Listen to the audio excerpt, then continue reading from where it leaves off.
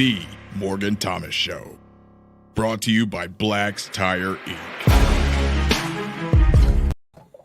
What's up, Tiger fans? It's Morgan Thomas again, back. We are back at Big Al's with me, Houston's with me, and you are also here with us as we get ready to get started in the 2021 football season. It has been quite some time since we've had a live show because we've been pumping out all the recruiting videos. If you haven't already seen them over on Facebook and YouTube, we have been pumping out a ton of recruiting videos, and we've really enjoyed it. We had a lot of new fans that have come by and been a part of our channel, been a part of our show, and followed us and subscribed. So if you're new to the channel, you've never seen a live show, we really appreciate you joining in. We talk as long as we want about all things Clemson football or basketball or whatever is relevant in the Clemson Tiger universe.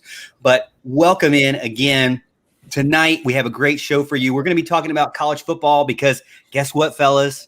College football is right around the corner. It is almost August, which is almost fall camp, which is almost college football. And so I'm excited about it. We're going to be talking Texas, Oklahoma, a lot of big news there, college football-wise. We're also going to be speaking on the NIL. I know a lot of you hate it.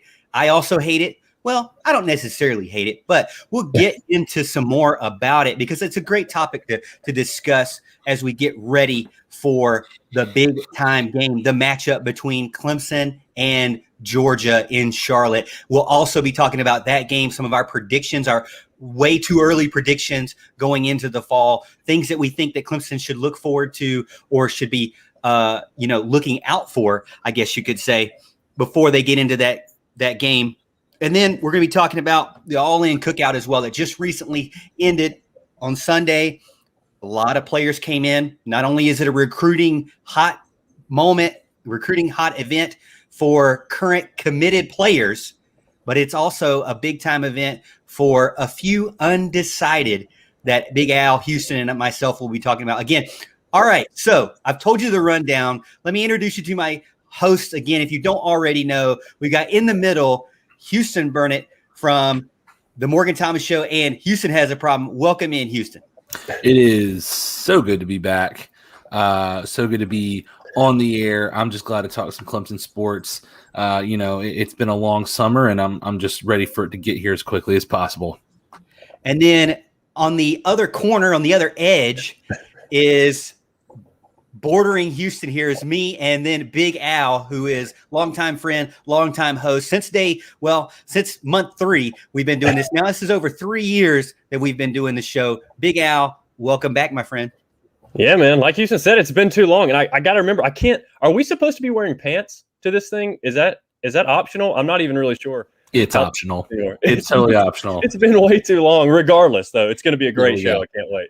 Pants optional. You can really see no further, just like maybe an inch past your tiger paw there on your shirt there. So you're good.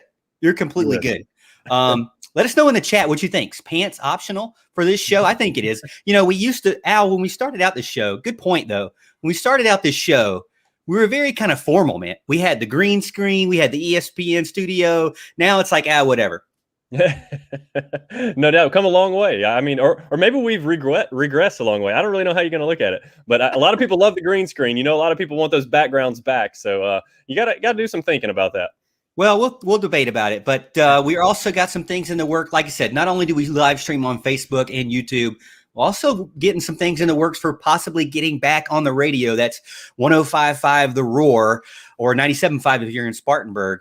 But we're also looking in to see what we can do to continue our partnership with them. We really appreciate them. We haven't been on the radio in, over 2 years now, but we would like to get back. So we're working on that as well. So stay in touch. And again, if you're not already following us on Facebook, make sure you follow us. And if you're not already subscribed over on YouTube, make sure you subscribe as well.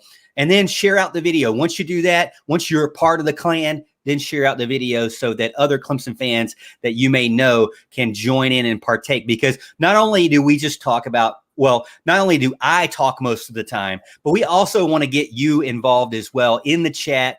If you have a relevant question or unrelevant question, if that is even a word, we can talk about it, and we will talk about it. So let me go down the rundown of who we have in the chat right now. We have Kevron, who has been, I think he's like the first ever fan of the show, to be honest with you. So Kevron, welcome in. We got Alan also in the chat. So Al, thank you for being our moderator tonight. Yeah.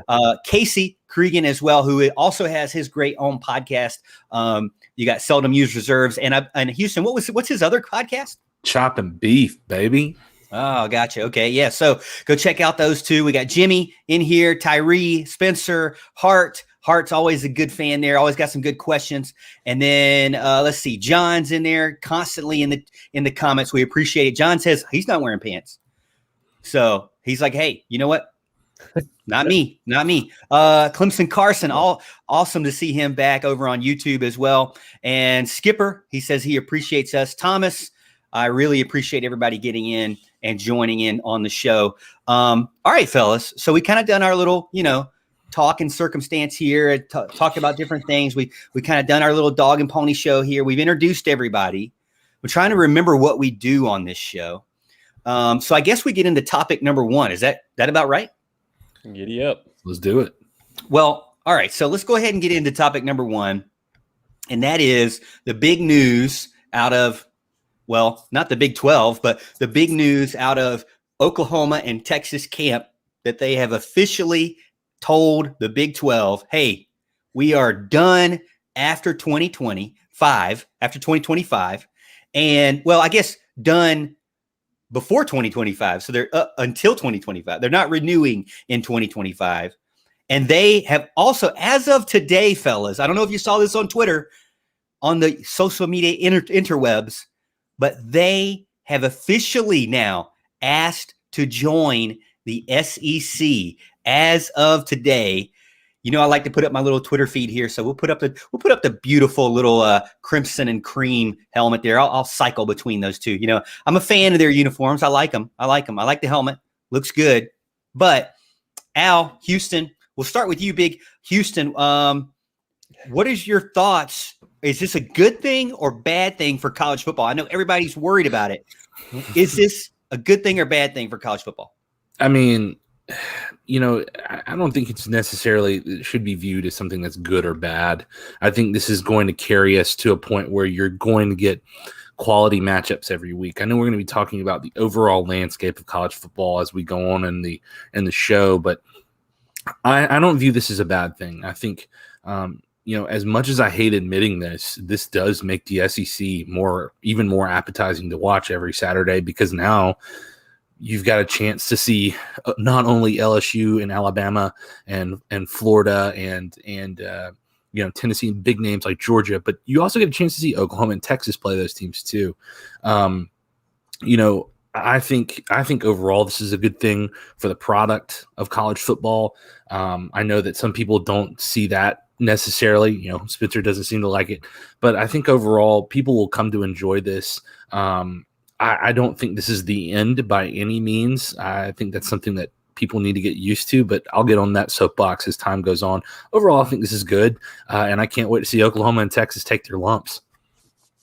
All right. I said Big Houston, but I meant Big Al. Let's tell Big Al. Let's throw it to him now. So Houston saying not going to be that bad. Some of the fans in the chat are already saying it's going to be bad. Al, what do you think? Yeah, I don't like it one bit. I think this is going to cause mass chaos. And let's just assume, by the way, that this is actually going to happen and these two are actually going to get into the SEC. We've been kind of, sucked down this road before and nothing came of it. Clemson to the Big 12. We all remember that talk way back in the day. So let's not get ahead of ourselves here. But yeah, I just think we already have this, this narrative out there. The SEC is way better than every other conference. And in fact, they have been the best football conference overall for quite some time. I think we would all agree on that. Maybe not quite as much as they like to think, but they have been overall the best conference. And they add Texas and Oklahoma, and that just strengthens that position. It bolsters the TV deal and multiplies that by Lord knows what. I think it just really makes them more have than have not, even more than they already are. So I think a lot of teams are going to get left behind. I like to watch the SEC. I watch Clemson games. I'll watch other big games in the ACC since that's our conference and relevant to us. And I always like to watch the SEC games again because that is some of the best brand of football. And this is going to just strengthen that, like Houston was talking about earlier. So it's going to make those matchups really cool to see. But yeah, I don't think it's good for overall for football unless you're in the SEC.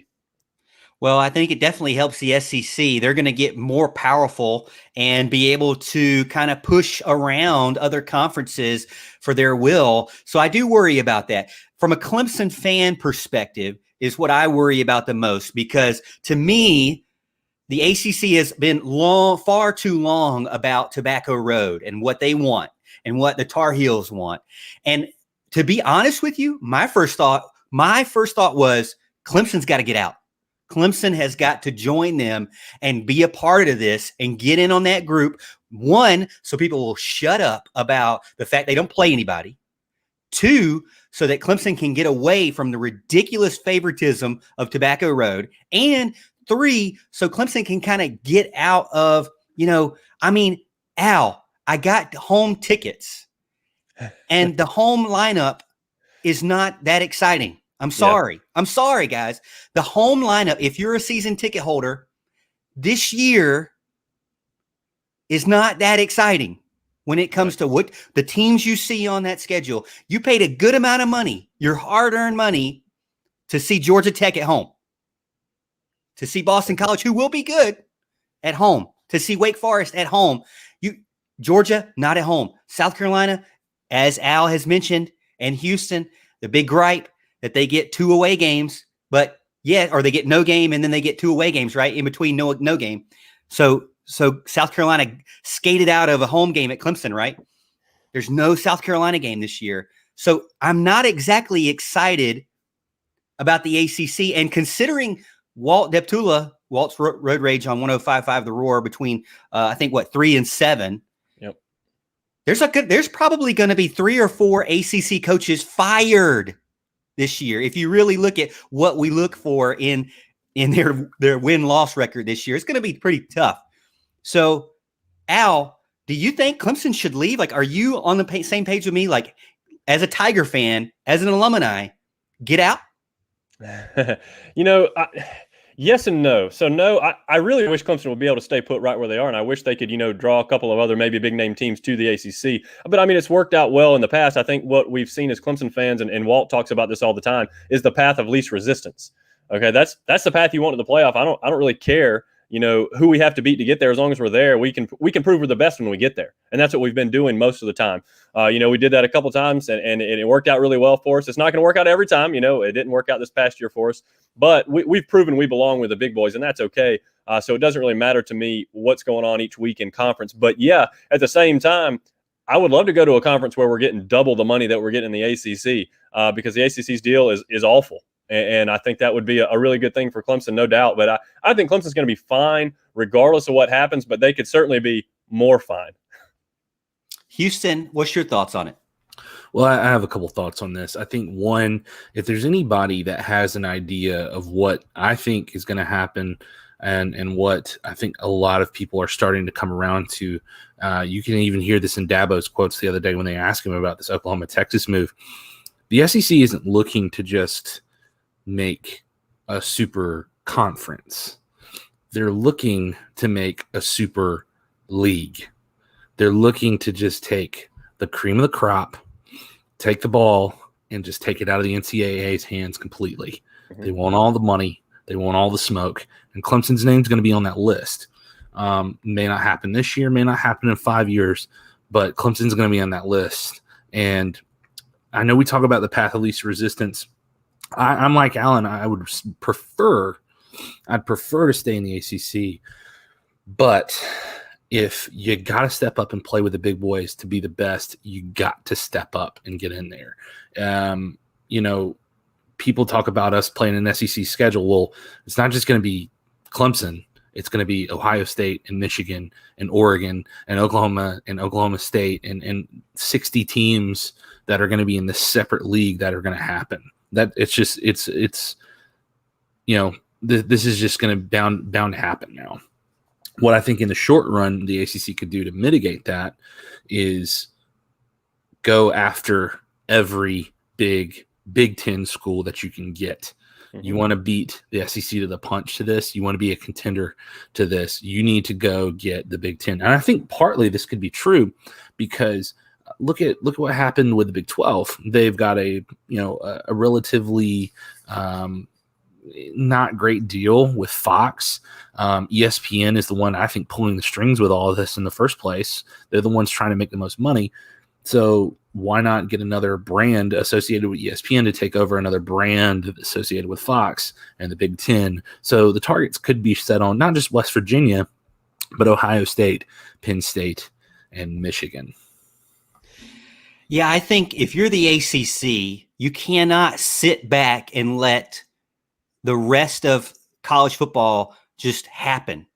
You can't let history unfold while you're sitting holding the bag and hoping that you'll be included. And there's hopes and dreams are over. Texas and Oklahoma have been talking about this and discussing this for 6 months before they only told each other. They didn't tell anybody else until now. We are just now catching up and we're all like, uh-oh, this is real. Oh, this isn't real.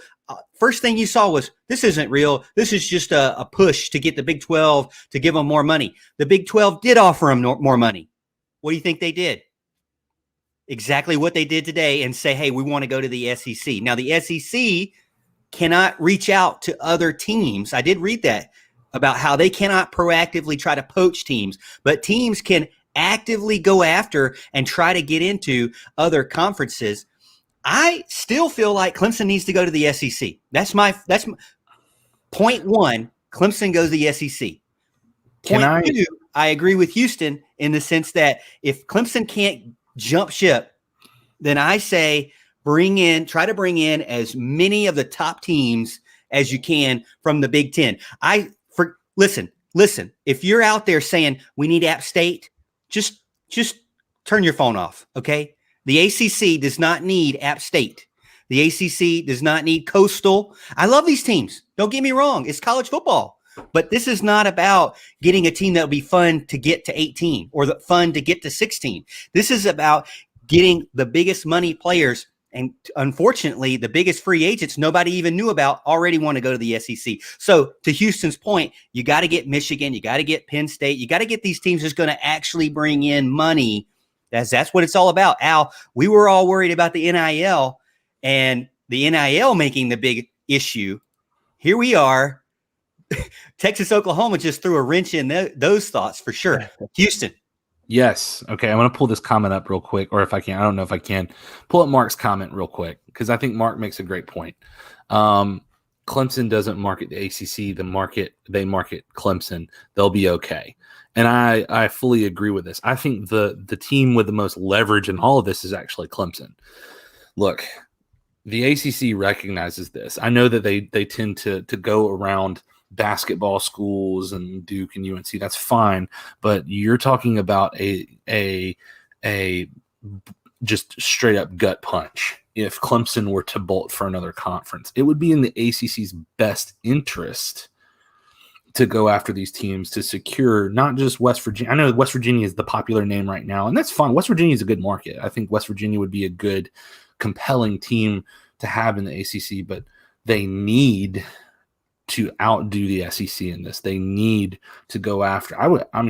Look, if you were me and if I were the ACC, I would be looking to try to make the biggest splash out of this by not just going to 16 teams, but go to 20, because that way, go get Notre Dame and go get 4 big names from the Big Ten. Go get Ohio State, Penn State, Michigan.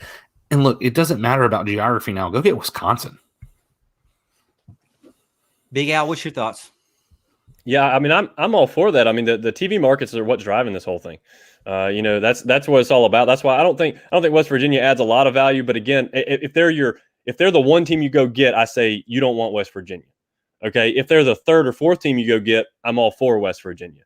Okay, I'm with Houston. I think you got to get, and look, I don't have any illusions that Ohio State wants to leave the Big Ten necessarily, but if they did, that's your first phone call. Okay, Michigan, Penn State, those types of teams, like you were mentioning, those are the kind of guys, the kind of teams you need in the ACC. And if you want to get West Virginia as kind of a tag along, fine, no big deal. But you've got to get the TV market. You've got to be able to expand so that you can have the big contracts. you can afford all the bells and whistles, and then you can get these recruits and be able to appeal to them better. The SEC is already a tough pull for recruits. There was somebody mentioned that actually in the comments over there somewhere about how hard it is to recruit against the SEC, and it is a difficult thing because they have the best reputation, and this is only going to strengthen their position. So it'd be nice to, for the ACC to kind of get on board with that.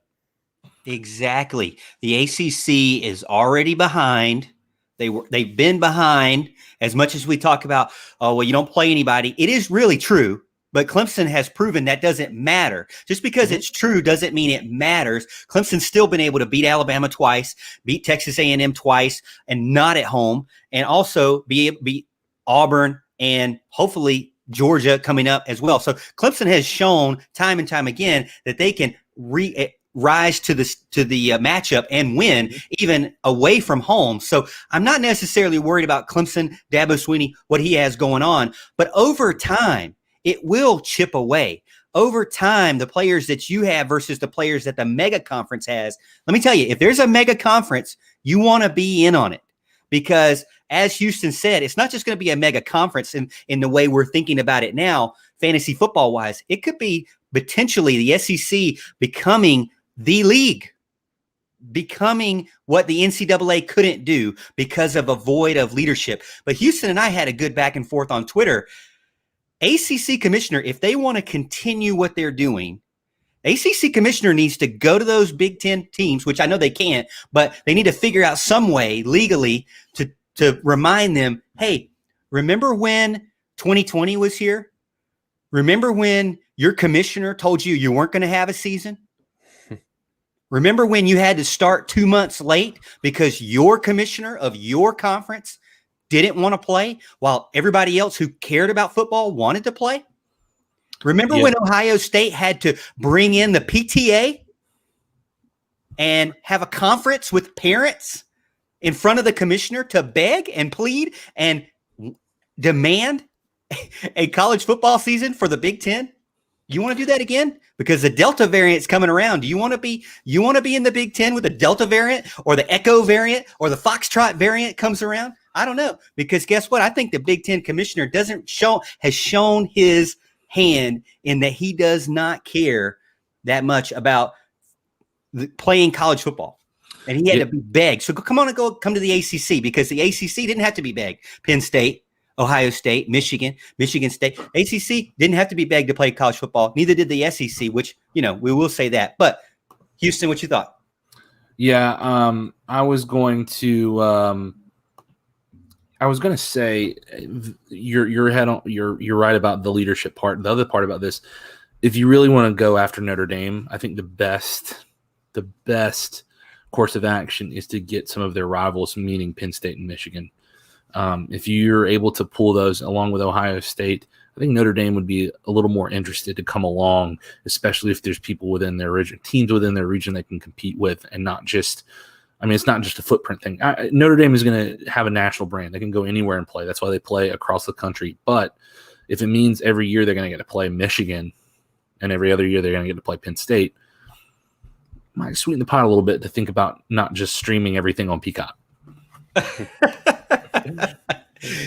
Yeah, because you know what? That's one big complaint about the Olympics is that nobody can figure out how to watch any of the matchups or any of the competition, because it's 1 minute's on Peacock, next minute's on YouTube TV, next minute's on your traditional local station. You never know what's going to happen. You never know if it's live or not. This Peacock thing for the Olympics has been a bust, complete bust. But anyways, one thing I did want to bring up that I thought was interesting as I was browsing the interwebs here, especially on Twitter, which PFF college football, let's talk positive here, because we've been talking some of the, I felt like I'm getting kind of aggressive here with some of my discussions with the ACC and my disappointment, considering how they let Notre Dame just walk in, have a free year, and walk out with no ramifications and nothing from their end. But which matchup are you most excited to see when Oklahoma and Texas join the SEC?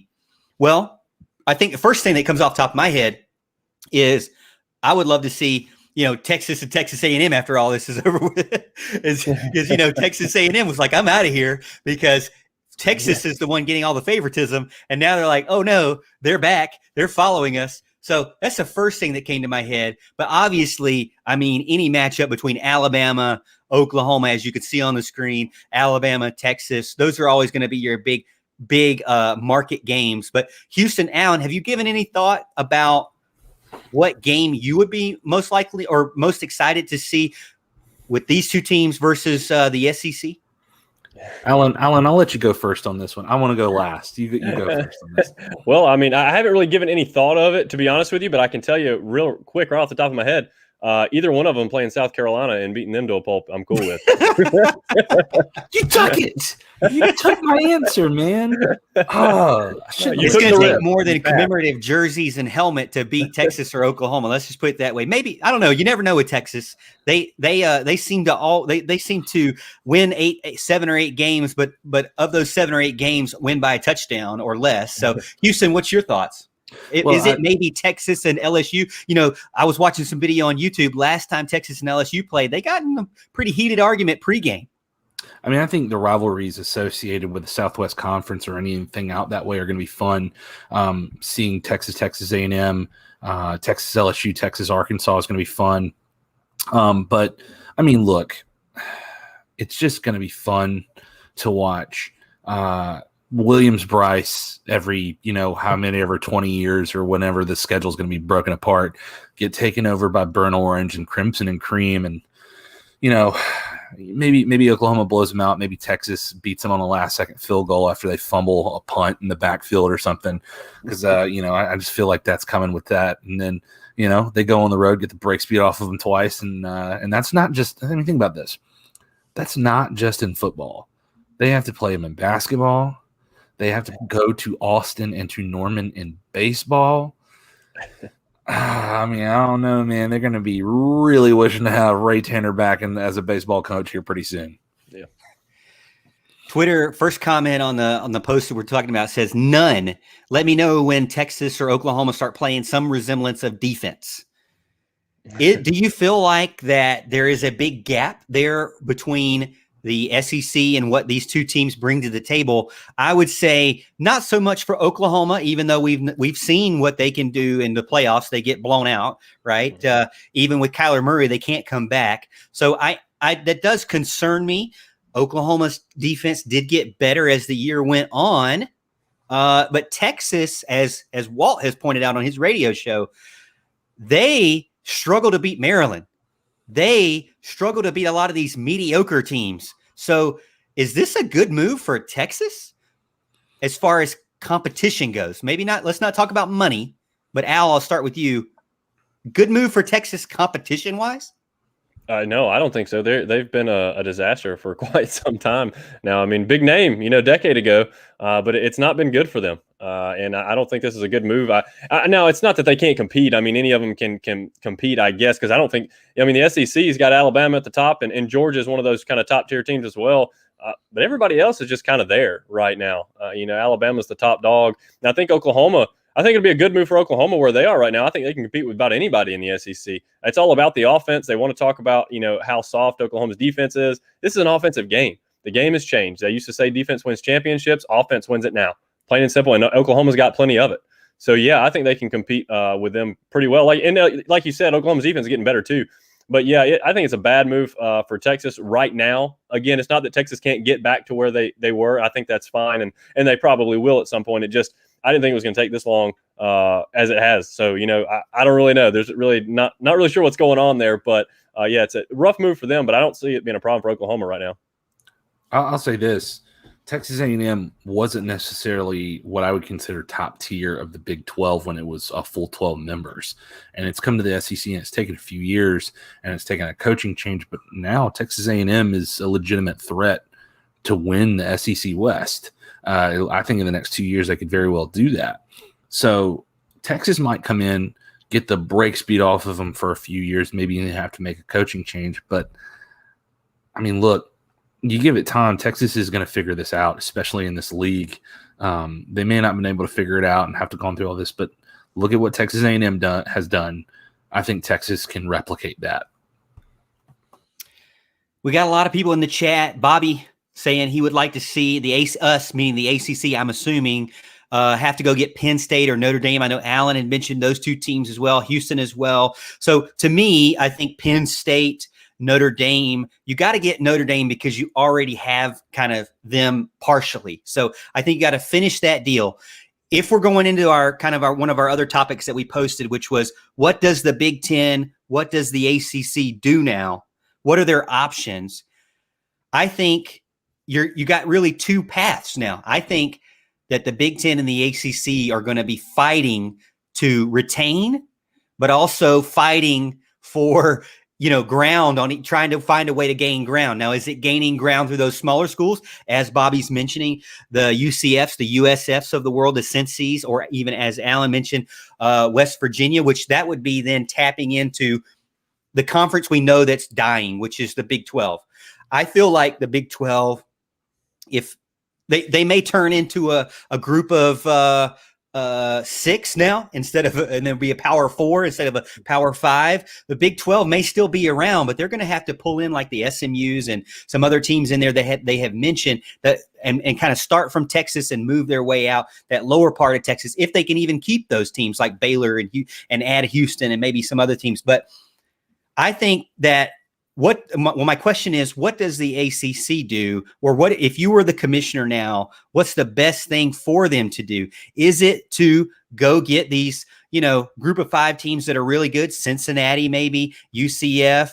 I'm opposed to that as a Clemson fan, but as an ACC commissioner, so let's take our Clemson hat off. I don't have an ACC hat, so I'm gonna have to leave my Clemson hat on, but what does the ACC do? Let us know in the chat what you think. You guys are running away with it. Facebook and YouTube appreciate it, but what is the best plan of action now? Is it to try to grab as many Big 12 teams that want out as possible? Maybe expand the Atlantic to the Atlantic. I'm saying quote the Atlantic to Texas, which is nowhere near the Atlantic, but or maybe is it to try to poach some Big 10 teams? Maybe is it try to get, West Virginia, which is a more location geographically, a better location as far as for the Atlantic. Houston, I'll start with you. Yeah, look, if you're not going to go after Big 10 teams, the first thing that you need to do is try to get some of these Big 12 teams, not just West Virginia. And West Virginia, like I said, it's going to have fans. You're going to have people watching streaming games of West Virginia. That's fine.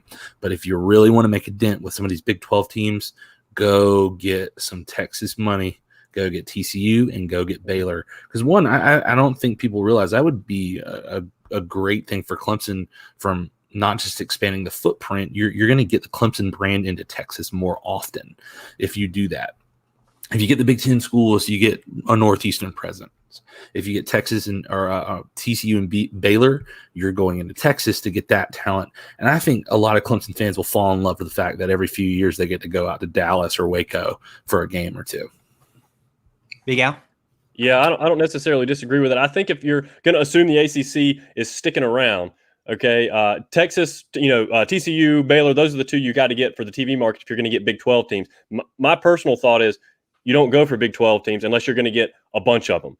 Okay, because none of the only 2 good ones are already leaving. Okay, so they're gone. They're the ones you wanted, and they're gone now. They're off the table. We're going to assume they're going to the SEC. It's a done deal, right? There's a huge drop off beyond those guys. So your main point as the ACC commissioner is to go get the Big 10 teams. Is to somehow, some way. I understand what a long shot this is, but somehow, some way, decide to make them come. Whether it's Ohio State, Penn State, Michigan, any of those that we've already talked about, and that's fine.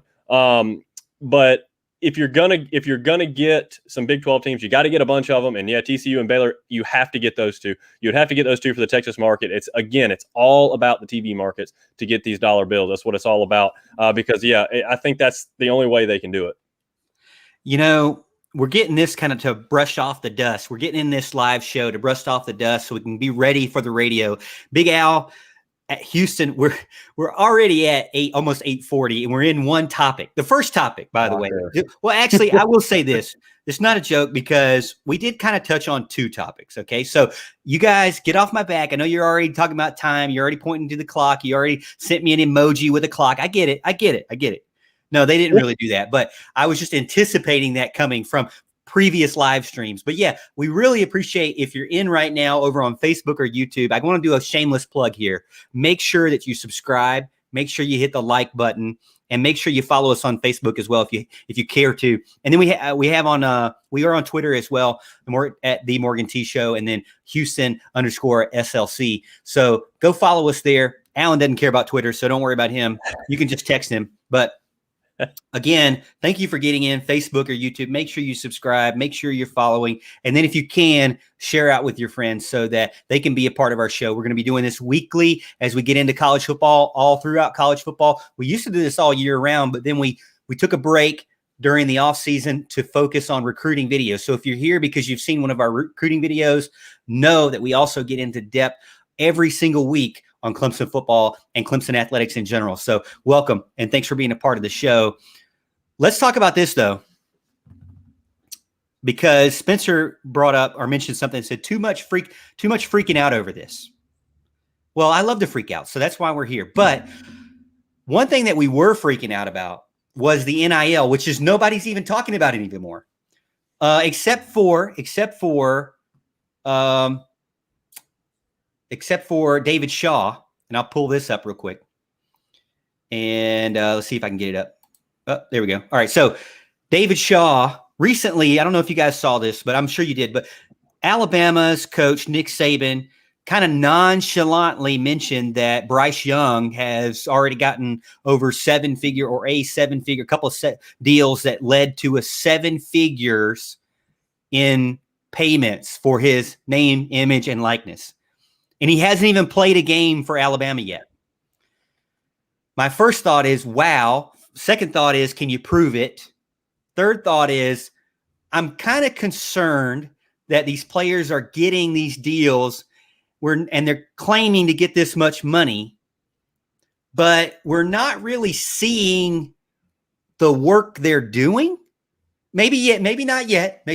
But David Shaw mentioned this that kind of throws something else into it. He says a kid gets a 7-figure deal before he even starts a game. That's fair market value? ? Which fair market value is supposed to be part of the rule, which, going back to Master P's kid, he hasn't played any games. He's not a highly ranked basketball player, but he just landed a $2 million deal. Is that fair market value for somebody who is not ranked, for somebody who hasn't played a college basketball game, for somebody who has a rich dad? I don't know. I went and looked up that website for Master P, for the website that is sponsoring him for his NIL. The owner, if you go look at the About page, the owner's last name's not mentioned and their pictures aren't there. They're just drawings.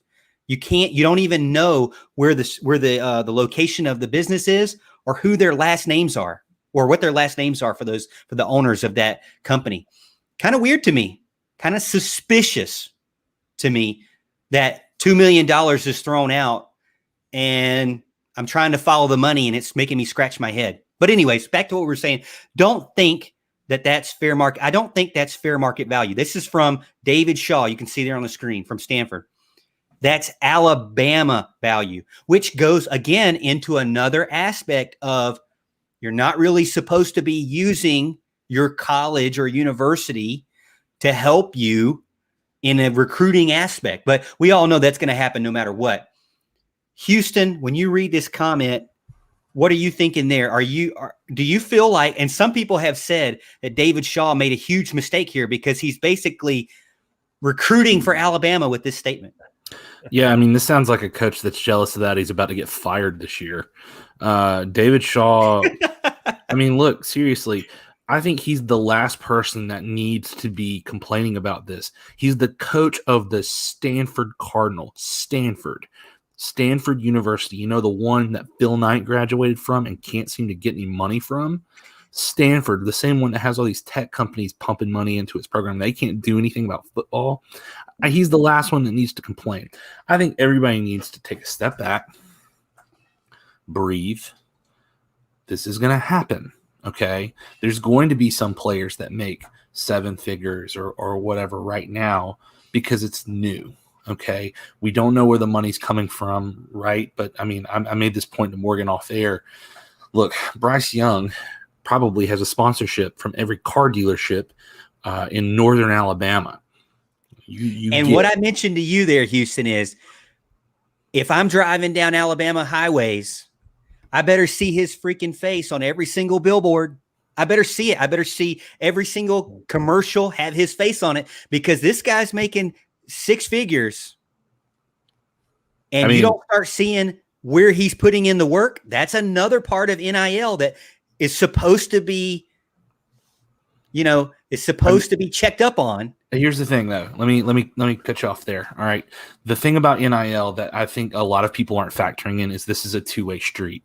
Okay. So this guy, Bryce Young, if he makes a 7-figure deal, okay, and you gotta say you better see him on this every billboard, and even if he doesn't, eventually there's going to come a point. If Bryce Young goes out there and throws 17 interceptions in the first 3 games and gets benched and doesn't play at all, that money's going to dry up.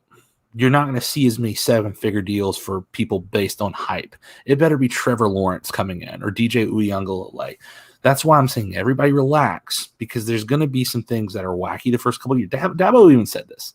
There's going to be some things that are just wacky for the first few years, and then it's going to cool down. I think this whole thing with Miami, because I know you're going to talk about that, this whole thing with Miami is going to blow up in their face.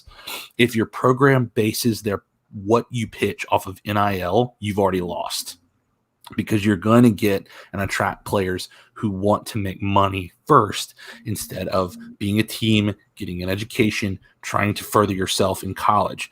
If you're building yourself on that, you're building your foundation on sand, and it's going to blow up. Now, look, are there places with advantages? Sure. But I don't think people realize that Clemson's at a pretty good advantage right now themselves, considering their brand is really carrying really well. I think there's sports at Clemson right now that NIL could benefit Clemson with, especially in basketball and baseball. The brand right now with Clemson is the strongest it's ever been.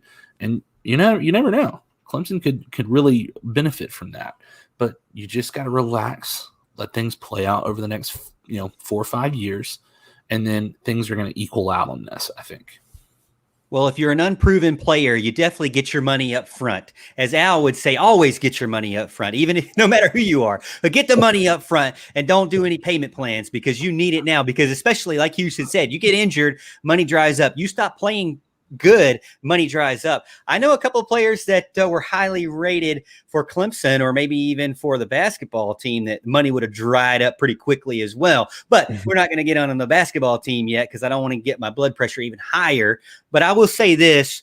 I do feel like that coming from a position where we do get sponsorships, where we do advertise, it makes sense. I mean, I'm not opposed for a player to make some extra money to advertise using their popularity, using their social media. To me, I'm not saying that the NIL is bad at all in that sense.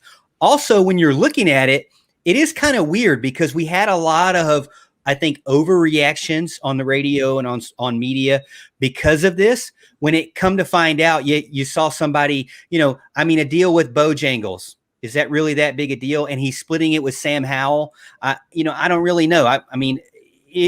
That's kind of more expected for the starting quarterback. But what we're also seeing is some of these lesser known players are getting deals like the PetSmart deal, the wide receiver for Arkansas, right? He's not the best wide receiver in the nation, but because he has a good story. So I think a lot of these NIL deals will be going to certain players that maybe aren't the biggest and best. So there'll be some people out there that are big, the elite players that maybe not even get a deal. There are over 70,000 players in college football. There are, I think, 1,000 players in the NFL. Not every NFL player has a sponsorship, has a deal. So not every college football player is going to get a deal. So I think a year or two down the road, maybe even already, players are starting to say, I guess I really am only worth $50 on Cameo. So some of those players are getting kind of a reality check, while some of the players like Bryce Young may be getting a big deal. But is it because of them, or is it because of Alabama? I don't really know. I think probably in that situation, it's a little bit of both, but more Alabama than not. Ruby gets in on YouTube and says, so a quarterback gets $1 million and the offensive line gets a pack of chips and a degree. Going to be a lot of drama. DJ is already saying he's going to share biscuits with people from Bojangles. Is that allowed? Houston, we're not in elementary school here, buddy. Sorry. Al, I'm going to start with you, Big Al. I want you to answer that question. Do you think it should be allowed for the quarterback to pay or give his incentive away to his offensive line?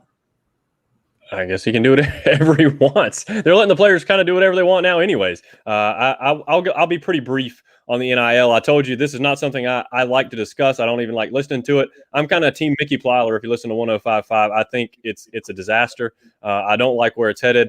I'm Mr. Crotchety, old man, get off my lawn kind of guy. Okay, I don't like the NIL. I think it's not going to be good for college football overall. But we don't really know the ramifications of that, and we won't for a couple of years because we're just getting into it. So we don't know what ramifications it's going to have on recruiting later down the road. We'll find that out, like I said, in the next few years. So no big deal. But I do think, and Houston made a great point when he was talking about this. Of course, Houston always makes great points. Oh yeah. But he was talking about if that's your number one selling point, and that's going to be a problem. And I can promise you that at Clemson, we know Clemson better than that. The NIL is not what they're going to talk about first. They're going to talk about culture. They're going to talk about family. They're going to talk about becoming a better man. And that's what they're going to do. That's where they're going to sell. Yeah, I mean, I'm sure the NIL, they're going to have to pitch that somehow. I don't know exactly what that's going to be. I'd like to be in that room to figure that out. I'm sure Dabo Swinney has figured something out, and his staff has figured something out there. But they're going to pitch Clemson being Clemson, and that's why I think Clemson is going to be just fine with this, at least in the short term for sure. And I would imagine in the long term, it's probably not going to be a huge deal. But for overall college football, I don't like where it's headed. You may not get a big NIL deal from Morgan Allen in Houston, but you may be able to use our voices in your commitment video like Jihad Campbell and Keon Saab. Houston. Yeah, sorry, you keep bringing up those. 2/3 of our voices. Yeah, Mike Wazowski out of the commitment videos. But all right, so first off, with Ruby's comment regarding the linemen, look, you want to talk about market value? That's how it is in the NFL. I mean, quarterbacks, wide receivers, running backs are making infinitely more money than linemen. I don't have the numbers, but there's not many $1 million offensive line contracts, right? Left tackle probably gets a lot of money, but you're not seeing $32 million contracts for left tackles. It's just not happening. That's market value how it is. I mean, they're fine. They protect the quarterback, but they're not the one that sells the tickets. And that's just kind of how it is right now. When it comes to the thing that Clemson, I think, is going to pitch, and I think this is going to play and lend itself into potentially their pitch going forward. Look at what DJ did. He didn't go in and say, I'm going to just sign this deal. He found someone who knew how to market him. He signed with an agent, and he signed with Bojangles. And I know that Morgan doesn't think that's big, but that's a very regional, large product around here in the Carolinas. People are going to see that all over. He's going to be selling chicken biscuits all across the Carolinas, and that's a big deal. That's a lot of money around very here. big. And I mean, that's not just – I don't think that's the only thing that we're going to see him sign up for, but I think the main thing, and this goes back to NIL as a whole, the thing that I do like about this is that you as a brand yourself can make money if you as a brand yourself are marketable on social media. So if you want to do unboxing videos on YouTube for action figures or movie tickets or retro baseball cards, and you have enough followers on YouTube, you can get paid for that. If you have an ability like playing the guitar and you moonlight as a country music singer, like we see this guy at Marshall does, you can go get paid for that. You can go play music at Nick's Tavern or something like that and get paid for it. And lastly, I don't think male athletes are going to be the one that benefit the most out of this. Look at who's signed the largest deals in NIL right now. They're ladies with Instagram followers. Okay. So, I mean, we can complain about this as it is, but I think the ones that are going to benefit the most are the ones that are the most marketable on Instagram. And I don't necessarily see that a ton with football, basketball players on the men's side. So we'll see. But I think what Clemson's going to pitch is we'll help you build your brand in the right way. Okay, you want to market yourself, you want to have a good personal brand. It's something that can carry over into your professional career. You want to be an influencer, you want to work for a business, we're going to give you the right way to brand yourself, and that way you can make money the right way. Speaking about how to correctly brand yourself in your business, my first thought was, hey, let's get a player to say, my name is Justin Ross, and you are watching the Morgan Thomas Show with Big Al in Houston. Let's get a player to do that. See how much it would cost. Did you know that Matt Corral wanted $10,000 to speak at an event? I just don't know. Maybe the market in Mississippi is great over there. I don't know. And then I see some players like Bockhorst saying, hey, I'll do a shout out for $50. So there is a huge difference here between the two. And maybe it's because, like you said, the big time, it's the difference between the quarterback and the offensive lineman. And a lot of our people in the chat are saying, hey, you got to feed the offensive linemen, get them bigger and stronger so they can block for you. So biscuits are the best deal because they don't need money. They don't need jet skis. They need biscuits to stay big. It's not easy to stay over 300 pounds, and biscuits at Bojangles will definitely get you there. Another thing I was thinking about as we were talking, fellas, is he is partnered, or his agent is Gary V. You think Gary V is taking a 1% part of this Bojangles deal? Oh, no. You think he's taking 3% of this Bojangles deal? No. Gary V is a businessman in himself. And these agents, these players got to be careful with these agents. I just wonder how much money is being taken from on the agent side of things. They're going to have to catch up real quick. And a lot of people mentioned on Twitter, on my page and on some other pages, taxes as well. So, you got these big deals, but, reality is going to set in. Wouldn't it be crazy to have a freshman quarterback get all this money, then the very next year, so play 1 year, the very next year, not pay his taxes correctly, then get ineligible because he's fighting a legal battle over here because of taxes? We could see a player by the time they become a senior no longer play because they're over here with Wesley Snipes in the penitentiary because he didn't pay his taxes. So you got to be careful. Be careful. That's what I'm saying. There's checks and balances with NIL that I think the people that are so anti-NIL, I think this is going to be something that makes players learn that it's not all just about money. You got to pay Uncle Sam, and you better do it on time. Otherwise, you're gonna lose that money. What do you think about these players what do you think about, on the flip side, media outlets that cover, like us, that cover the player, then getting them to sponsor? Do you think that on a business scale, so this is more of a business meeting, come on and join in the Morgan Thomas Show business meeting. Do you think that it is beneficial? Do you think more people are going to go, let's say, more people will view a YouTube channel, or more people will go read a website because the star long-haired kicker is a sponsor of the website, or no? Do you think you think it is worth it for a business to do that, or is it just more of like, instead of paying IPTAY, I'm going to pay this player? I mean, part of me is like, and Alan, I don't want to cut you off. You're good. I know that you don't really like NIL. I don't have a lot to say about NIL, yeah. I think part of the thing, there are some things that make me curious if they're a part of it. I know Barstool has BT Potter a part of a podcast that's not even related to sports or kicking. They have him on a conspiracy theory podcast, and he is a contributor on it. And I haven't listened to it yet, but I'm interested because I want to know if BT Potter's a conspiracy theorist. That's kind of hilarious. Maybe like, no wonder he missed that kick, because he's a freaking conspiracy theorist. They got us, man. I can't make it.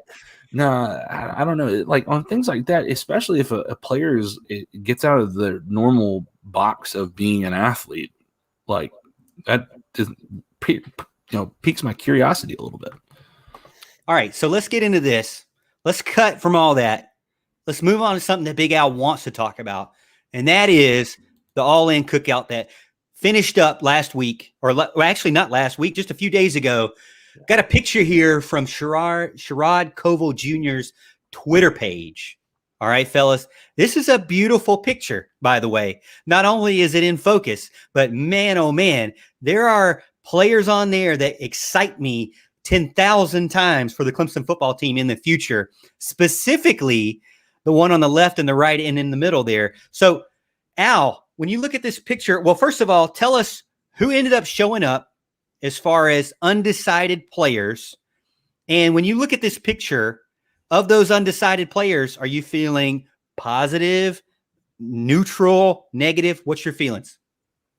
Well, when I look at this picture, I kind of like where we're headed here. I think Jaden Lucas is obviously the guy from Malden, the borderline 5-star corner that Clemson's going really hard after. I think you got to like Clemson's chances with him. Clemson's brand is, obviously one of the best in the country and has been for quite some time. And the fact that he's in your backyard, I mean, that usually lends itself well to the hometown team. Not always. It doesn't always work out that way, but I would imagine it probably will in this case. We'll see come tomorrow. As a matter of fact, he announces tomorrow.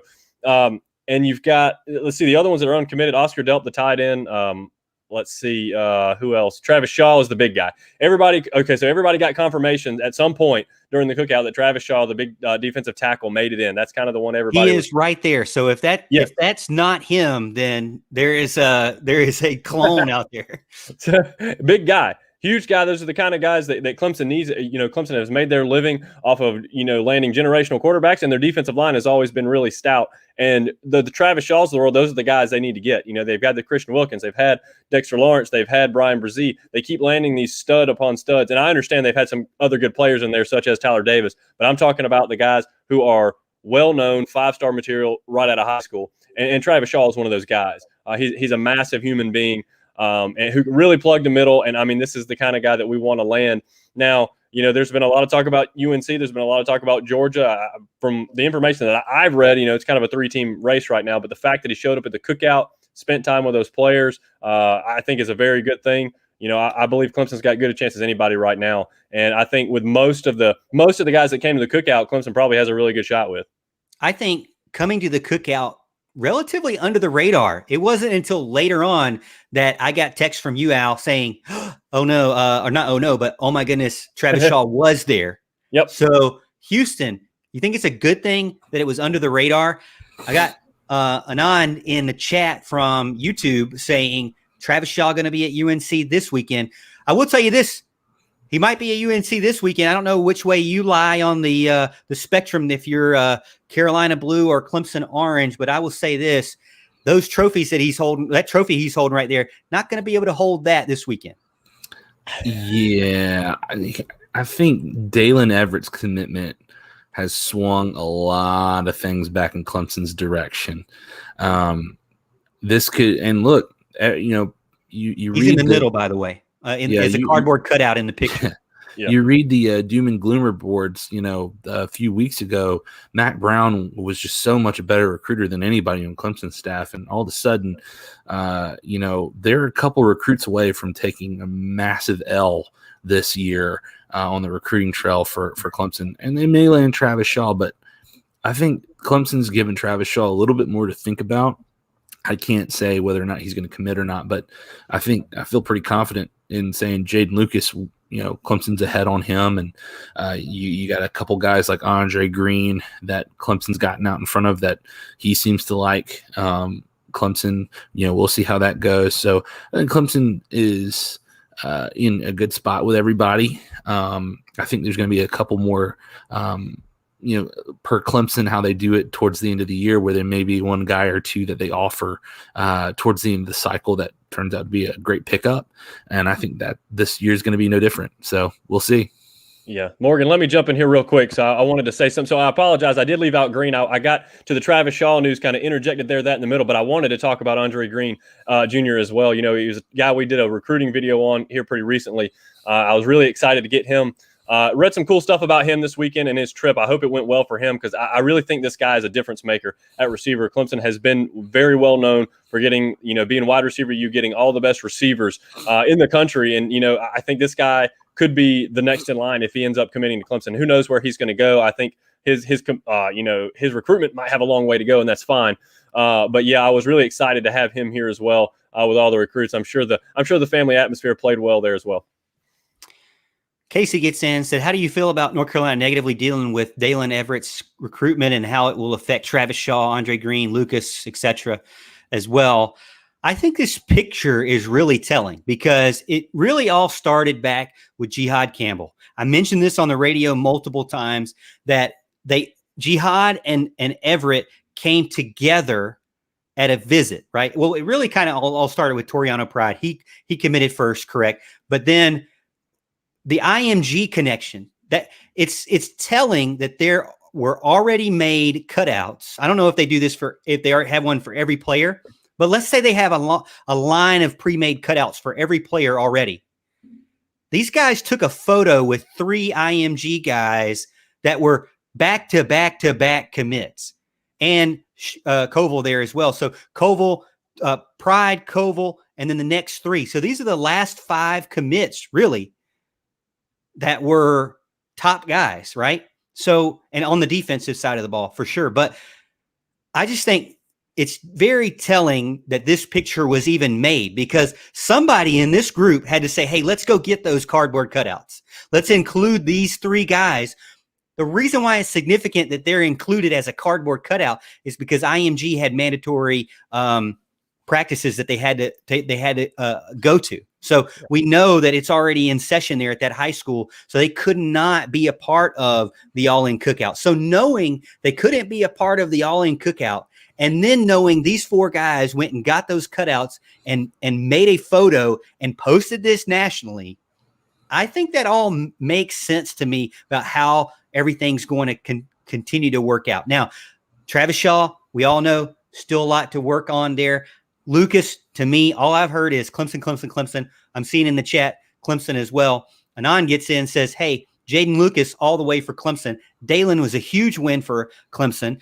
He played the whole UNC staff and players. He literally told Tony Grimes that he was going to commit during his official visit. Shaking my head. Houston, what's your thoughts on that? So between that and Casey's last comment, I do think now I want to talk a little bit about, there were some rumors, if you read the boards, about how Dalen Everett's commitment ended with a particular coach on UNC staff and how that particular coach did not take that well. And that's what really swung the pendulum in a particular hat tossy kind of way. I do think that plays into these other recruits with Shaw and Lucas and Green. You see how one coach handles the news that, hey, look, this is a cutthroat game. I'm going to Clemson, and the coach just freaks out. I don't know, man. That shows, if you freak out on the recruiting trail, how crazy you're going to get during the year, So who knows? I don't know. Maybe we lose one of those guys, but I think Clemson's in prime position for all 3 of those guys. Big Al. Yeah, I tend to agree with most of that, what Houston said. I think anytime you're dealing with a recruit in that manner, in that specific instance, in that way, and in a public fashion, it's not going to end well for you for the most part. Clemson is known for whether they get the guy or whether they don't get the guy, they handle their business in a very specific way, a very professional way. I think that hits home with recruits, and the fact that these guys all talk to each other, they're all friends with each other. Yeah, I think it can only hurt UNC's case in this instance, and that's just fine by me. Got a bunch of people getting back in. James gets in. He says he misses us. How have we been? And asking everybody to get in and like the video. Make sure you subscribe to our YouTube channel if you haven't already. Like the video as well. And hey, share with a Tiger fan if you have a chance as well. Also, go ahead and check over on our Facebook page. You can follow us there. We put stuff on Facebook. We put stuff on YouTube and Twitter as well. So 3 different places that you can check out and be a part of the show every single week, all throughout the week. But James is the guy that loves your picks against the spread. So you got to tell him, are we going to get picks against the spread again this coming season? And is it going to be different? Now, normally, Al, we started doing Clemson, then we added a couple other teams. Then we wanted to be, ACC homers. So we did every single ACC team, which was very difficult. But Al, you still made it through. So have you given any thought about what our fans can be ready for in the coming season with picks against the spread, how you might be doing it? Any thought on it? Yeah, my plan right now is to release a video once a week, hopefully at the end of the week where the lines are more like what they're going to be during game time.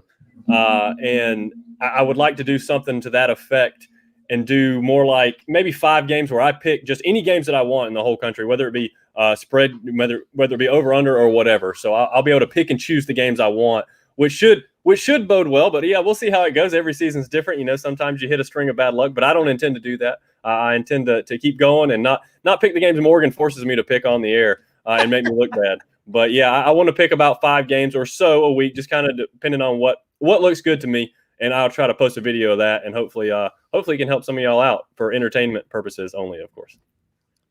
Ruby gets in, and this will be kind of our last question because it'll kind of tie into our last topic, and we'll be done for the night, fellas. Thank you again for joining in with me on the show. Ruby gets in, says from YouTube, big question is if teams are figuring out Venable's defense. Now, Al, I know that you're going to go ahead and tell me to tell my story about figuring out Venable's defense or how Venables handles maybe mobile quarterbacks. But I'm not going to say that story. I'm not going to tell the fans that story. But when it comes to Venable's defense, are people figuring it out? I do feel like that later on in the season, especially in the playoffs, Brent Venables mentions this in his media day, in his conferences that he's had recently about how there would definitely we don't need to burn the house down. Clemson does not need to burn the house down, throw the books out, start all over from scratch. But one thing that he specifically talked about was something that we griped about big time, which was pre-snap, being more ready pre-snap. And it could be just simply not being 3 positions out of position. So, for example, being able to look to the sideline to get that play call in quickly and in the last minute, but not be like lollygagging to your actual position. As Brent Venables said, you're going to attack the A gap. You're going to attack the B gap or the off tackle. You know in general where you're going to be in your position at that given moment. There's no need for you to be looking to the sideline and also not in position. So that was one of the things that he said he's been working on, is making sure pre-snap, yes, the nature of his defense is waiting to the last minute, but that doesn't mean you need to be out of position or you have to be out of position also. Al, did you hear that as well? What's your thoughts on her question? So I haven't heard that, but I don't think necessarily people are figuring out Brent Venables' defense. They may be, figuring out how he runs his defense, and that's last minute calls, and we have to deal with that kind of thing. So I want to make one point very clear. Brent Venables, I think, is the best defensive coordinator in the country, and I wouldn't trade him for anyone in the world. I need everybody to understand that before I say this next thing, because we have seen it. He has had trouble with tempo teams. Teams have gone tempo on him. It seems like we have a couple of games every year where people will go really up tempo. We're looking around, standing around, not knowing what we're doing when the ball is snapped. And it's caused some problems at times. And I'm really curious as to why he's, all of a sudden seeming to address and adjust to it. Where's this been for a few years? I'm not really sure why it becomes an issue and, rears its ugly head a couple of times each season. It seems like, for the most part, it hasn't really beaten him. It has once or twice. But it's one of those things that gets really frustrating. I'm not really sure. My father-in-law loves to talk about it as well. And it just usually we out-talent people so much that it doesn't usually make a difference. But when you get with more even teams and you're not ready, yeah, it can be a problem for sure. So I think, I'm glad we're addressing it in some way, shape, form, or fashion. If anybody can, it's Brent Venables. So I'm hoping to see what he can come up with something good this year. Houston, what's your thoughts? Yeah, I don't think he's necessarily I agree with most of what Alan says with the tempo part, but I think he's addressing it because the 2 times we have seen his defense get messed up has been the last 2 losses. Well, 2 out of the last 3 losses Clemson's had. I don't really want to put Notre Dame in that category. That was just a complete anomaly with everybody being out. But I think you see a couple and also not running the clock out from the running back. Which, not prime, Brent Venables' fault. Not Brent Venables' fault there. So, I think part of it is, one, there's certain key areas that Clemson needs to improve on. You'll see that in this recruiting class, especially if Clemson gets Jaden Lucas, is improvement in the back end of your defense. The last two, even with A.J. Terrell, he's a second-round draft pick. He got hammered against LSU by Jamar Chase, who was a top 5 draft pick. Let's call a spade there. He was a great player, but our secondary has struggled the most when it comes to these up-tempo teams. And it doesn't help that last year you struggled in the back end. You had no clear option to go against Ohio State's run game. I think part of it is the back end of the secondary. It's the development of your defensive line. If we're going off of what a lot of people are saying, there's going to be a big step this year for Clemson's defensive front, going back to more of the 2018 iteration of what Brent Venables had. And then, slight tweaks, getting in position, trying to make sure you have as much as you can to be in position if a play goes for these up-tempo teams. I think it's more or less saying that they're going to be ready so they're not having to deal with these questions against elite teams, especially week 1. If you don't think Georgia's going to try to do a little bit of this, you're crazy, even though I don't think Georgia necessarily wants to do that. Georgia still will probably try to do some of this to get under Brent Venables' skin a little bit. So I think that's why he addressed it out front. Another thing he mentioned was experience. We have to think about this. There's a lot of young guys on that defensive line that cause some issues. And in the linebacking core later on, Mike Jones Jr. was replaced with Trenton Simpson, who is a better athlete, but, younger and less experienced.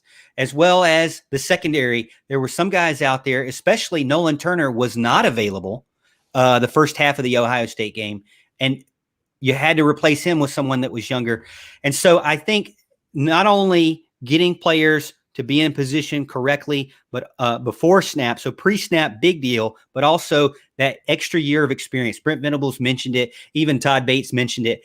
That added year of experience, just being there, knowing what it's like, having those feelings, those emotions, those situations happen to you on a college level, at an elite level, is not going to do anything but help the Clemson defense. I don't think anybody's figured out Brent Venables because a lot of it not only is Brent Venables' play calls, but it's also the talent that he brings in and is going to continue to bring in because of the Clemson brand. So I don't think there's any initially going to, I don't see any figuring out Brent Venables anytime soon for sure. I will say this though, as it always worries me, as it used to worry me that he struggled a little bit against mobile quarterbacks at the beginning of time at Clemson. Tight ends also still worry me. So going into the Georgia game, not only are they going to have Darnell Washington, make sure I'm saying it right, big time elite tight end, but they're also going to have Eric Gilbert. It's a guy who was a big-time 5-star guy who was with LSU. Now he's moved. And, now that the transfer portal is basically free agency, anybody and everybody can move around teams and then continue to play the very next year. So as far as Georgia is concerned, specifically with Brent Venables, Big Al, I'll start with you. Are you concerned about any one specific matchup? Like I'm a little bit concerned about the tight end matchup, with my OJ Howard nightmares that I still have, or is that should I kind of move on from that? Is there any matchup specifically for the Georgia game that you say you want to go ahead and say, hey, Brent, make sure you don't forget about that one? It's funny when we were talking about having this as one of our topics is I thought immediately about our safeties, and how they got exposed. A little bit on the back end, a lot of times people say they lack athleticism or they may be, busted assignments or whatever it may be. It's tough. The receivers are a big time part of this game. People have elite receivers. A lot of teams at least have one. And I thought about that immediately. But for some reason, I don't really know why it got the same two guys back there, Landon Sanders and Nolan Turner. I think we're going to be better at safety this year. I have a hunch that it's not going to be as big an issue as people think it's going to be. And so I would go to what you were speaking of is the tight end matchup. That would be my one concern. And it's not because, look, a tight end, it doesn't even really matter how good your tight end is. A tight end can be a matchup nightmare regardless. Okay, I mean it's just a hard body to account for because they can do so many things. They can fake a block, leak out, in the flats or wherever it may be, and a lot of times they're wide open. I think that's, again, we've talked about this many times. I always plug Green Bay. Back in the day, Green Bay used to use tight ends to destroy people all the time. Matter of fact, they still do to an extent. I absolutely love the use of the tight ends. I think they are one of the worst weapons, I mean, in a good way, on the football field. And Georgia's got Darnell Washington. Now, Eric Gilbert, I believe, has moved to wide receiver. Is supposed to play wide receiver at Georgia, so it's not like they're going to have 2 5-stars stacked on one another. Okay. But who knows who else they have at tight end? I'm sure they've got talent there. They're Georgia; they recruit well every year. But yeah, Darnell Washington is a matchup nightmare. Any tight end to me can be a matchup nightmare, but when you have a guy like 6'7" like this guy is, that's unbelievable, and that's going to be a tough cover for anyone. So I'm really hoping Venables can come up with something real creative to make sure they don't run all over us there. Houston, what are your thoughts? I think Darnell Washington, 6'7", and that big of a body is going to be the biggest one. The other thing, though, is the adjustment of what happened last year. The reason I say Georgia might move to more tempo, at least from the beginning of the game, is look at what happened with Ohio State last year. It wasn't that Ohio State began the game with just throwing it all over the yard. Ohio State hammered Clemson up front. Trey Sermon proved me wrong with the way that he was able to run on us. And look, Georgia, by all accounts, they have arguably the best running back stable year in and year out with Zamir White. I believe they've got James Cook still on that roster. They've got 2 stellar backs, and one of which, Zamir White, Clemson really wanted years ago. So, yeah, we can worry about what Clemson's able to do against Darnell Washington, but if they're not able to stop Georgia's run game, and I know Georgia's got offensive line problems, but if they allow themselves to get on their heels by Georgia just running the ball over them, then that's what Georgia wants to do, and that's not at all what Clemson wants to happen. I'm looking at a lot of the stuff on Georgia football's Twitter, and I do think about their running game and Zamir White. I mean, obviously, I think their running game, they have like 3 guys that are pretty legit. Now, I think they still have one of those guys that Clemson went after many, many years ago, still on the team. I can't remember his name off the top of my head. He's a third string guy, it seems like. But they have White, and then they have who's after White. I can't really remember off the top of my head, but I have to look up on our lads for their depth chart. Help me out in the chat if you know the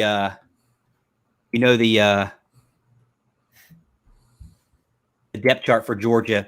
But yeah, when it comes to the running back game specifically, I'm more worried about the running game than I am the passing game for them, because when I watched their spring game, it didn't really seem to, stick out for me. It did seem like JT Daniels struggled to move the chains. He went 3 and out up until almost halftime. And then because they were in like a 2-minute drill, he was able to get a touchdown. So, and James Cook, yeah, Casey got in there and said James Cook, and Keith Marshall was the other guy. Al, is he still on the team? Yeah, I seriously doubt it. That was Todd Gurley's. That was the same class as Todd Gurley. There's okay. All right. So I'm thinking there's a third string guy though that I'm thinking about. I can't remember his name, but yeah, I do worry about their running game. I do think their running game is their strength, but to that point, I feel like that it's a good thing that their running game is their strength, because Clemson's defensive line is going to be overwhelmingly their strength. Mm-hmm. Their linebacking core, overwhelmingly their strength. So I'm really excited about Clemson being able to just basically stop their run. Now, do you think Clemson's going to be able to stop Georgia's run, no problem? I do. I feel like it's their strength matches up with Clemson's strength. And I feel like that the defense will win out. Houston? I tend to agree. I think Clemson and Brent Venables have had a full year to stew on this game. You're going to have a crowd again in Charlotte. I think that this is going to be something that Brent Venables is going to have all his I's dotted and T's crossed, I think Clemson's front's going to be ready to rock and roll. Yeah, I definitely agree. I mean, I think the fact that, assuming health, of course, we all understand that, had problems keeping a couple of them on the field last year, Tyler Davis in particular, which was a big issue, and it exposed a big weakness in Clemson's defensive front when he was not in the game. The drop-off was massive. But you have Tyler Davis and Brian Brzee as your main guys at tackle. You're going to be good up front. And Miles Murphy, is going to be he's more of a run stuffer guy. He's got that big body to him, and he's a good pass rusher as well. But he's definitely good at setting the edge. And you've got who's going to play the other defensive end position. Is it going to be an XT? Is it going to be somebody like Justin Foster? Who's KJ Henry? Who's it going to be? We don't really know. If you have Justin Foster on one side, and then you have Miles Murphy on the other, I mean that's two run stuffing defensive ends you have there. And then you've got the linebackers who are set up to stuff the run. So, yeah, I think we're going to be in good shape there. I really like it when we play opponents who can run the ball because it doesn't worry me for the most part. It really doesn't. Like you said, Ohio State had a great run with Trey Sermon. They ran all over us for sure. It was kind of one of those that you just didn't see coming. But, yeah, for the most part, I think we're in good shape when that happens. And I will tell you, I looked up on our lads, Kendall Milton. Clemson went after him, didn't bring him in. Yeah. He's a sophomore now, so he's their third string guy. So I didn't know if you guys were worried about him or not. It seems like not so much. But Zamir White, obviously somebody you got to focus on. You can't let him run all over you or get out of the backfield too much for sure. I do like Clemson's matchup. Ruby, on the other hand, she puts in YouTube, will Justin Ross have a career comeback like Mike Williams did? I mean, Mike Williams ended up becoming a first round draft pick, went ahead of Deshaun Watson because of the need. But I mean, so can I say that he will go ahead and be the number one draft pick?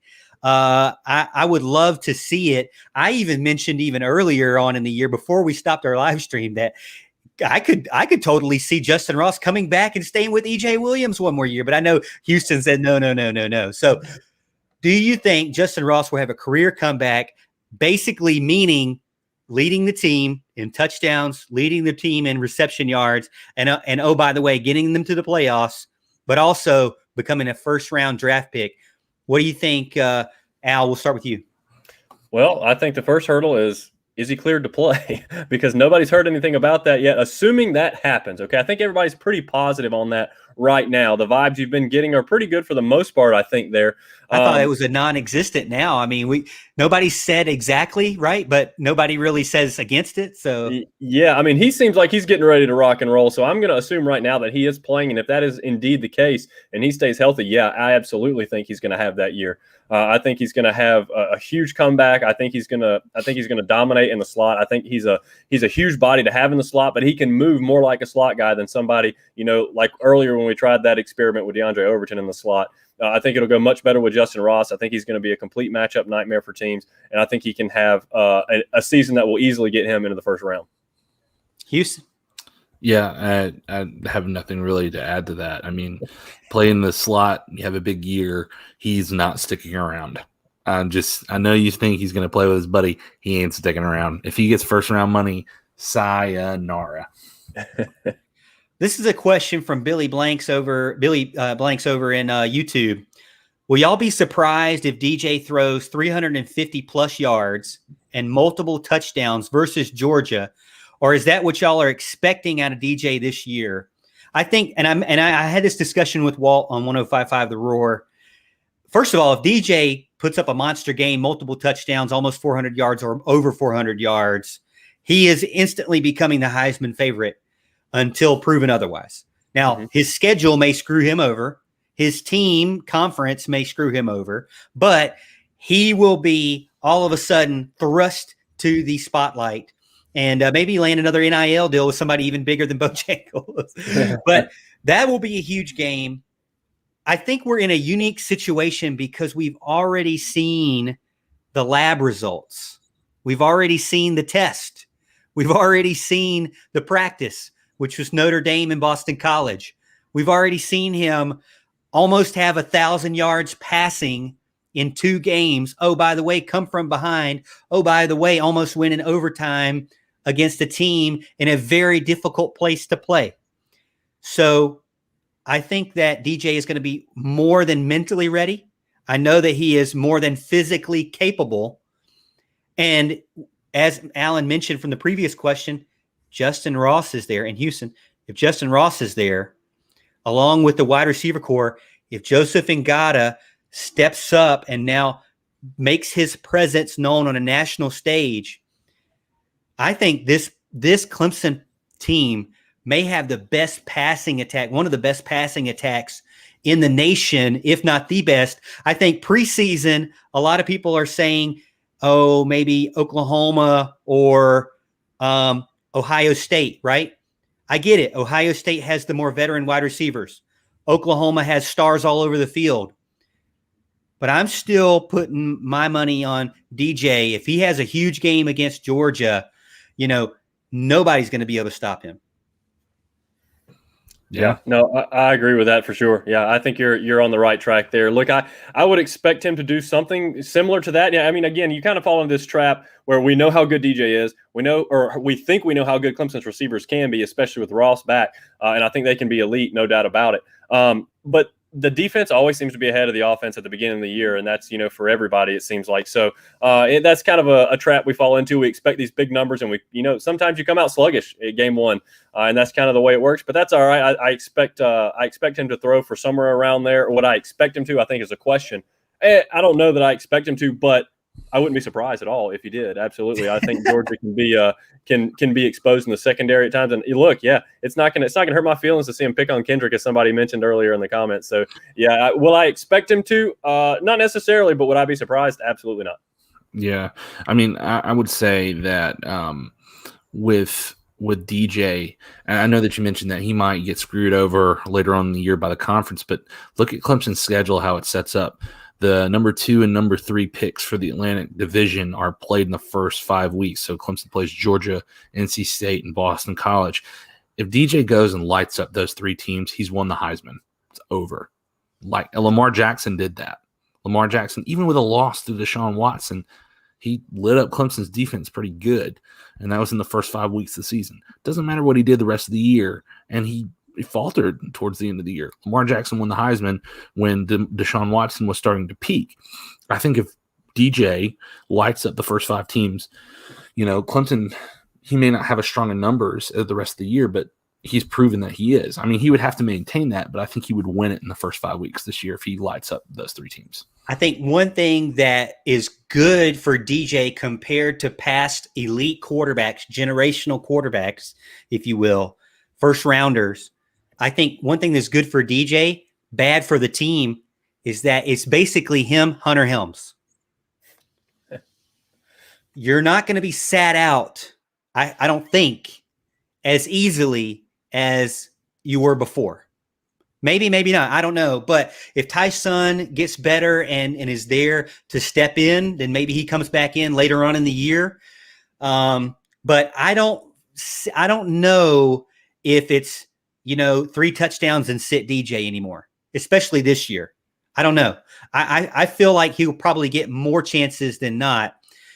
And I do feel like he's going to get more chances than not to show off his arm, because we still don't know. We think the offensive line has got to show what they can do. The offensive line's got to step up from last year. We're getting a lot of good word from the offensive line and from CJ Spiller talking about Will Shipley, none other than the 5-star guy that came in. It's supposed to be like a Christian McCaffrey. CJ said, hey, I don't want to put too much pressure on him. I want him to be himself. I don't want him to be the next CJ Spiller. I'm like, whoa, the next CJ Spiller, let me tell you something. His jersey's hanging on my wall. So if Will Shipley is that's going to be a pretty big deal. So I know some people in there talking about running the ball. Let's give them a chance. They have a good stable there. I think the offensive line, just like the defensive line, is going to be better. So we will see for sure. Got John getting in talking about a Joe. He's looking forward to him, as am I. Key part of the wide receiver receiving, catching needs to be fixed before I don't know. Hart gets in, talks about receiving core. Jordan Bowman gets in, talks about Malusi is transferred to Wisconsin. Might be a good fit for him. Ruby, Will Shipley turned into a slot receiver and a kickoff returner. I think he definitely is versatile enough to do that. I think you guys would agree as well.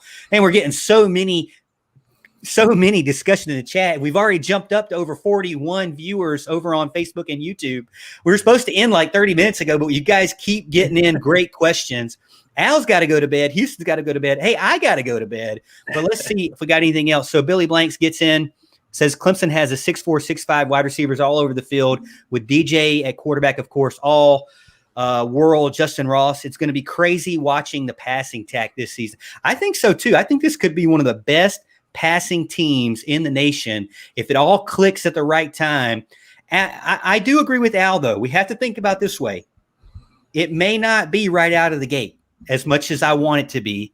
I do worry that, Georgia is the number one team to be playing right out of the gate, and considering it might take a little bit for everything to click.